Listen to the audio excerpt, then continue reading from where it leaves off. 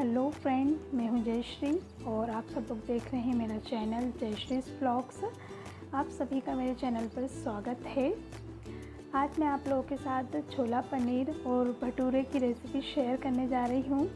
Actual में आज मैंने बनाया था छोला पनीर की सब्ज़ी और भटूरा, तो मैंने सोचा कि चलिए ठीक है, आज मैं ये रेसिपी आप लोगों के साथ शेयर कर देती हूँ। तो इसीलिए मैंने आपके साथ ये रेसिपी शेयर करना चाहिए। तो आई होप कि आपको मेरी ये रेसिपी ज़रूर पसंद आएगी। और छोला भटूरा मैंने कोई स्पेशल डे है इसीलिए नहीं बनाई है, बस यूँ ही खाने का मन हो गया था तो मैंने बना ली। एक्चुअल में काफ़ी दिनों से मेरा मन कर रहा था छोला पनीर की सब्ज़ी खाने का, तो मैंने कल बनाया था पनीर। तो मैंने सोचा जब पनीर रखा हुआ है घर पे तो क्यों ना छोला पनीर की सब्ज़ी बना ली जाए। तो बस इसीलिए मैंने छोला पनीर बना लिया है। तो यहाँ पर आप देख सकते हैं कि मैंने लिया है मैदा। भटूरा का आटा गूँथने के लिए मैंने मैदा ले लिया 1.5 कटोरी, और उसी में थोड़ा सा मैं डाल रही हूँ आधी कटोरी के लगभग ये रवा। तो इन दोनों को मैं छान लूँगी अच्छे से, और छानने के बाद और यहाँ पर आप देख सकते हैं कि मैंने थोड़ा सा आटा गूँथ करके रखा है रोटी के लिए, क्योंकि मुझे कुछ के लिए थोड़ी सी रोटी भी बनानी है। और ये जो मैदा और रवा है इसी में मैंने थोड़ा सा ऐड कर लिया है नमक, सॉल्ट, और इसी में अब मैं थोड़ा सा ऐड करूँगी ऑयल। थोड़ा सा हमें ऑयल डालना है ऑयल के लिए। और यहाँ पर मैं आपको दिखा रही हूँ कि मैंने थोड़ा सा बेकिंग पाउडर मिलाया है, क्योंकि मुझे इंस्टेंटली बनाने हैं भटूरे, तो ये अच्छे से फूल जाए बस इसीलिए मैंने इसमें डाला है थोड़ा सा बेकिंग पाउडर। और भटूरे का जो आटा हम लगाते हैं उसे हमेशा हमें दही से ही लगाना चाहिए, और दही, पानी और मिल्क, इन तीनों को मैं थोड़ा थोड़ा सा ऐड करके आटा गूँथ लूँगी। और भटूरे का जो आटा होता है वो ज़्यादा सख्त नहीं गूँथा जाता है, नॉर्मल जो हम आटा गूँथते हैं वैसा ही आटा हमें गूँथना है, एकदम नरम सा, ताकि जब हमें इसके भटूरे बनाएं तो ज़्यादा एफर्ट्स ना लगाना पड़े। तो कुछ इस तरह से मैं अपना आटा गूँथ करके रख दूँगी। और यहाँ पर आप देख सकते हैं कि कुकर में मैंने छोले उबलने के लिए रख दिए हैं। मैंने रात को ही छोले गला दिए थे, तो वो अच्छे फूल गए थे, और फूलने के बाद मैंने सुबह कुकर में इस तरह से सीटी लगा दी है, तो ये 4 सीटी में बहुत ही अच्छे से पक जाएंगे।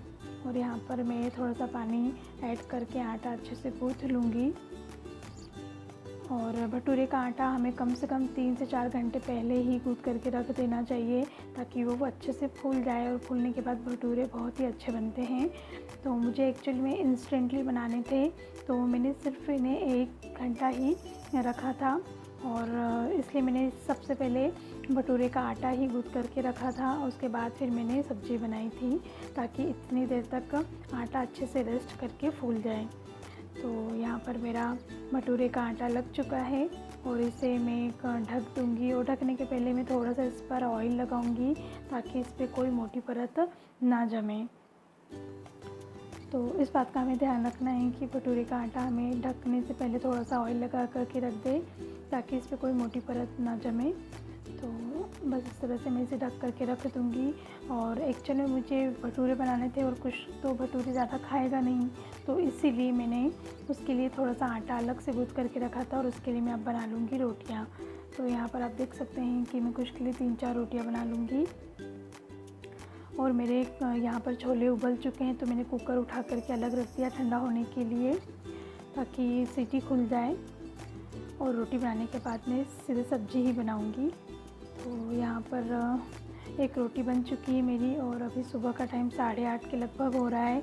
बट कुछ को मैं सुबह गरम गरम जब रोटी बनती है तब ही उसे एक रोटी खिला देती हूँ। तो यहाँ पर मैंने कल बनाया था घी, तो ये घी मैं आपको दिखा रही थी, बट मैं यहाँ दूसरा घी जो चल रहा है उसी से रोटी लगाऊंगी, और कुछ को दे करके आऊँगी।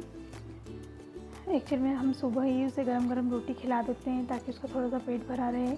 हम लोग एक्चुअल में नाश्ता वगैरह ऐसा कुछ भी नहीं करते, मैं सिंपल सुबह से जल्दी खाना बन ही जाता है, तो और उसे रोटी ही खिला देती हूँ। और यहाँ पर मेरी रोटियाँ बन चुकी थी, तो अब मैं आ जाती हूँ अपनी सब्ज़ी बनाने की तैयारी करने के लिए।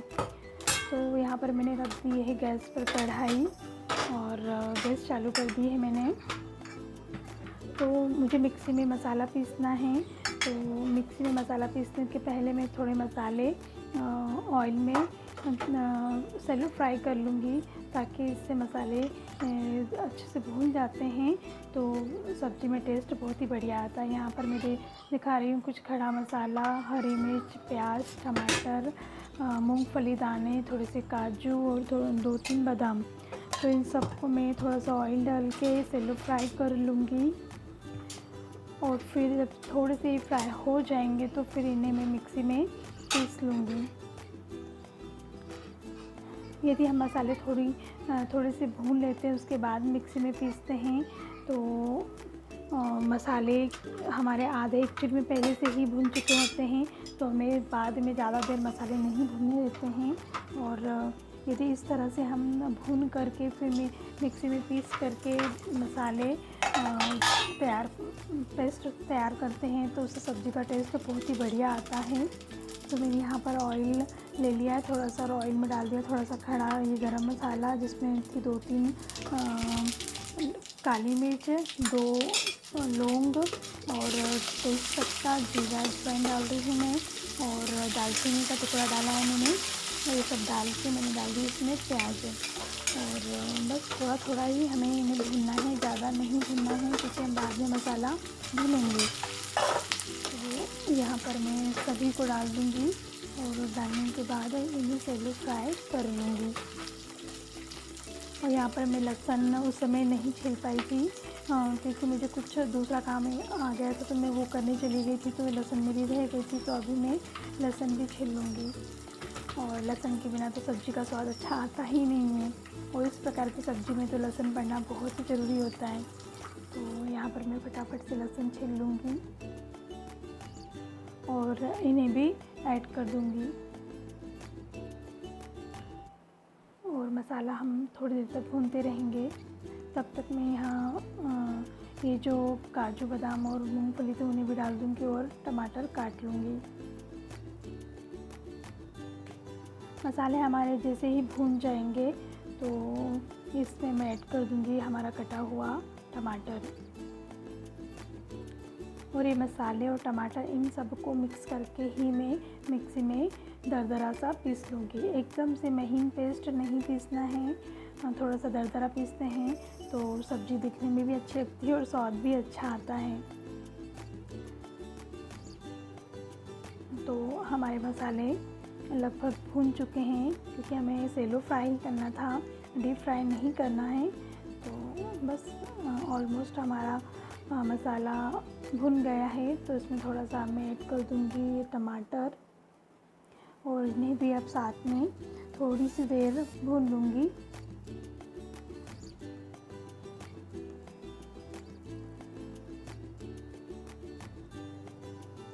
और यहाँ पर मेरा मसाला भून चुका था और मैंने गैस बंद कर दी है। और बस इसे अब मैं थोड़ी देर ठंडा होने के लिए रख दूँगी। जैसे ही थोड़ा सा ठंडा हो जाएगा तो मैं इसे मिक्सी जार में लेकर के पीस लूँगी।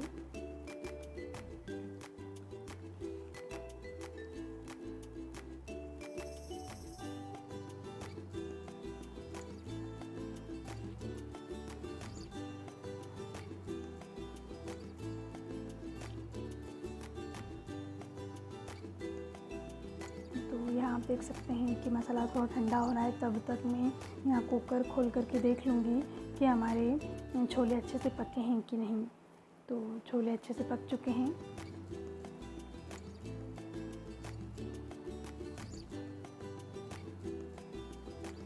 बस थोड़ी सी देर और मसाला हमारा ठंडा हो जाए और फिर इन्हें मिक्सी में मैं पीस लूँगी।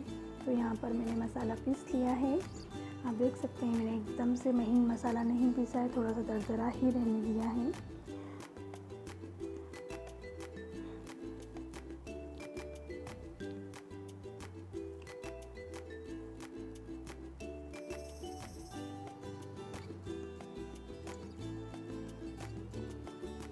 और यहाँ पर मैं थोड़ा सा ऑयल डाल लूँगी।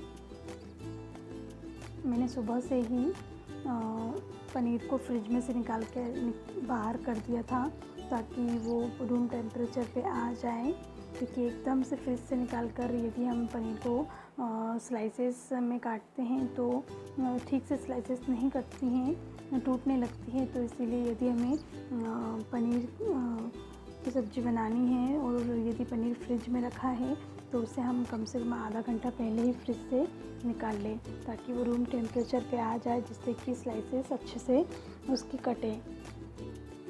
तो इस तरह से मैं पनीर को काट लूँगी छोटे छोटे टुकड़ों में और थोड़ा सा इन्हें मैं फ्राई कर लूँगी, क्योंकि थोड़ा सा पनीर को हम फ्राई करके फिर सब्ज़ी में डालते हैं तो सब्ज़ी का टेस्ट अच्छा आता है। तो इन्हें भी मैं सेलो फ्राई कर लूँगी।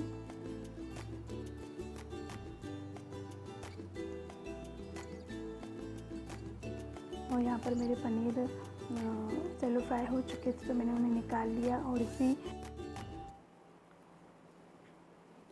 एक्चुअली मसाला हमारा पहले भी आधा भुन चुका था, तो अब हमें ज़्यादा देर नहीं लगेगी मसाला भुनने में, थोड़ी ही देर में हमारा मसाला भुन जाएगा।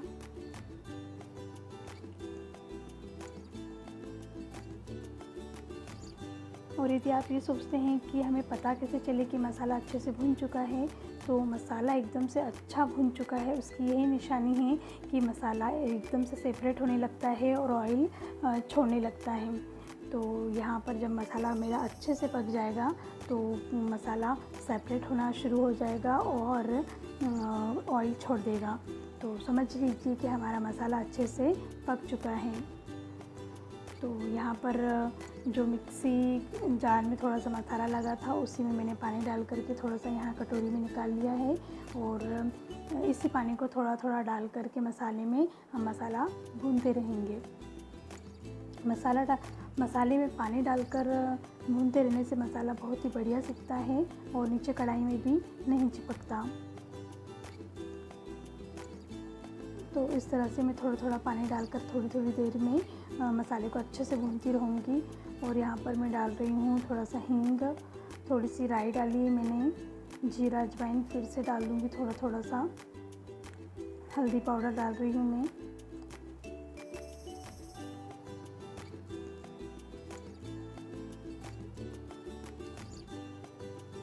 और मसाला हमारा भून चुका था तो फिर इसमें मैंने डाल दिया है लाल मिर्च पाउडर।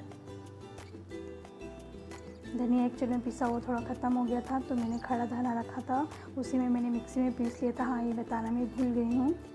और यहाँ पर ये इसी पानी को डाल के मैं थोड़ा सा मसाला भूनती रहूँगी। थोड़ी सी देर और भूनना है हमें क्योंकि ऑलमोस्ट हमारा मसाला भून चुका है।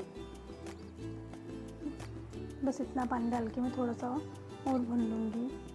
और आप देख सकते हैं कि मसाला हमारा अच्छे से भून चुका है क्योंकि ऑयल भी छूट गया है। और आप देख सकते हैं तरी ऊपर आ गई है, मतलब हमारा मसाला अच्छे से भून चुका है। मसाला भूनने के लिए थोड़ा सा पेशेंस रखना पड़ता है और स्लो फ्लेम पर ही मसाला भुनना चाहिए। यदि हाई फ्लेम पर हम मसाला भूनते हैं तो मसाला ऊपर से तो भुन जाता है बट अंदर से कच्चा ही रहता है। तो उस बात का विशेष ध्यान रखें कि मसाला यदि अच्छे से भुनना है तो हमें स्लो फ्लेम पर ही भुनना चाहिए।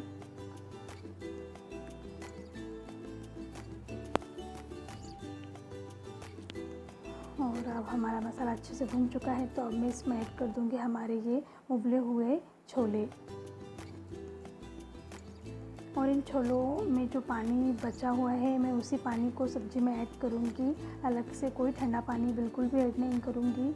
यदि आप लोगों के छोले उबलते समय पानी ना बचे या कम बचे और आप अलग से पानी डालना चाहते हैं तो उसमें ठंडा पानी बिल्कुल भी ऐड ना करें, नहीं तो गरम गरम मसाला और जो छोले हमारे गरम हैं उसमें ठंडा पानी पड़ते से ही सब्ज़ी का स्वाद एकदम से सीटा सीटा सा लगने लगता है, सब्ज़ी का स्वाद बिगड़ जाता है। इसलिए आप ठंडा पानी कभी भी ऐड ना करें।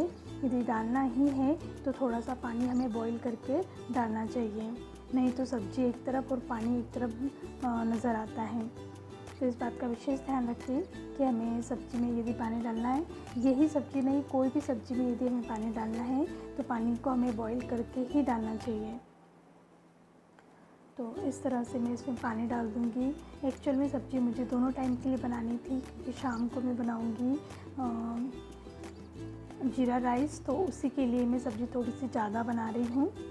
तो दोनों टाइम के लिए हो जाएगी सब्ज़ी। और बस अब मैं पानी डाल के थोड़ी देर ढक के पका लूँगी। और ये पनीर मैं लास्ट में ऐड करूँगी, अभी बिल्कुल भी नहीं।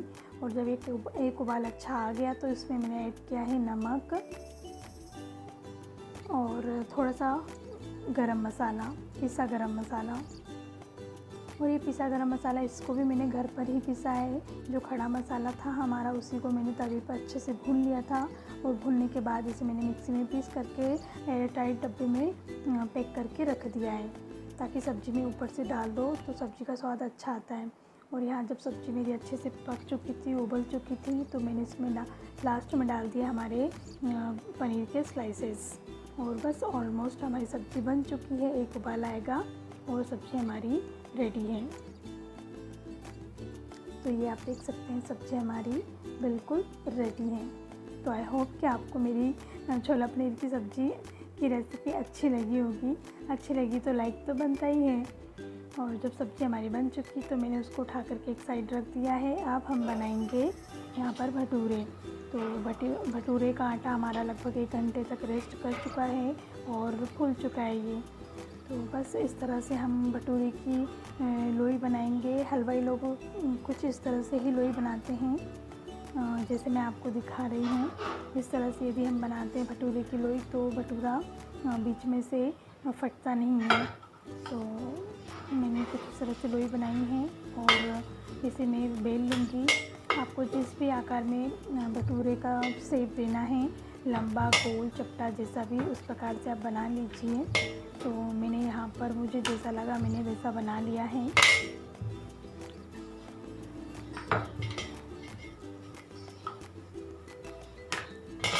और आप चाहें तो भटूरे का आकार थोड़ा सा और बड़ा भी रख सकते हैं, बट मैंने यहाँ पूरी के आकार का ही से रखा है शेप। तो यहाँ पर देख सकते हैं कि ऑयल मैंने चेक करने के लिए थोड़ा सा इसमें डाला है। ये हमारा भटूरे का आटा, तो वो फूल करके ऊपर आ गया है। तो समझिए हमारा ऑयल अच्छे से गर्म हो गया है भटूरे के लिए। तो अब मैं इसमें डाल दूँगी ये हमारा भटूरा, ताकि इसमें ये अच्छे से तल जाए।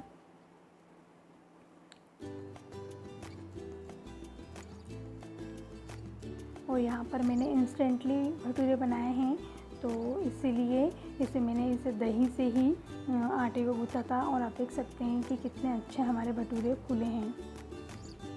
तो भटूरे दोनों साइड से हमें बस हल्का गुलाबी तक ही तलना है, ज़्यादा लाल नहीं करना है। तो इस तरह से मैं अपने भटूरे बना लूँगी।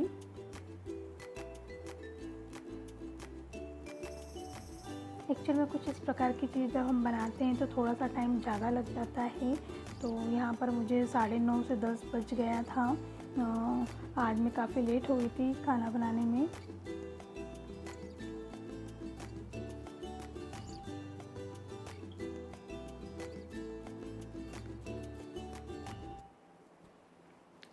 इसी प्रकार मैं सारे भटूरे बना लूँगी। और यहाँ पर मैंने कुश के पापा की थाली भी लगा दी थी, क्योंकि उन्हें जाना था, लेट हो रहे थे वो। उन्हें गर्मा गर्म मैंने थाली परोस के दे दी थी। तो बस वो उधर बैठ कर के खा रहे हैं और यहाँ पर मैं बना रही हूँ। और कुश का टाइम भी अब उसको नहलाने का और सोने का उसका टाइम भी हो रहा है। तो मैं यहाँ पर फटाफट से अपने भटूरे बना लूँगी। आई होप कि छोला पनीर और भटूरा की रेसिपी आपको अच्छी लगी होगी। यदि अच्छी लगी है तो लाइक तो बनता ही है, और मेरे चैनल को सब्सक्राइब और बेल आइकन को हिट करना बिल्कुल ना भूलें। तो देखिए इस तरह से मेरे भटूरे अब लगभग बन चुके हैं।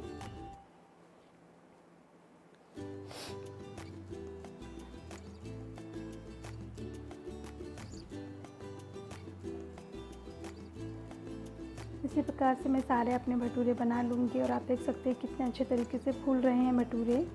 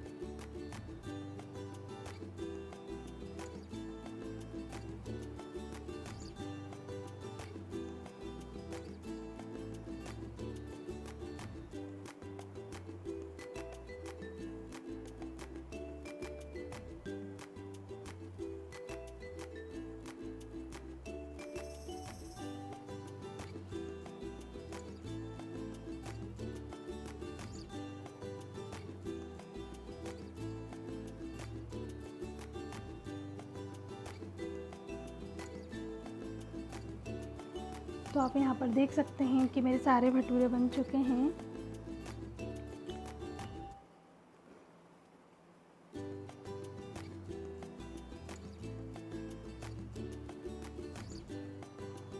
और ये रही मेरी थाली, इसमें भटूरे, छोले पनीर की सब्ज़ी, लड्डू, पापड़ और अचार। तो ये था आज का हमारा लंच।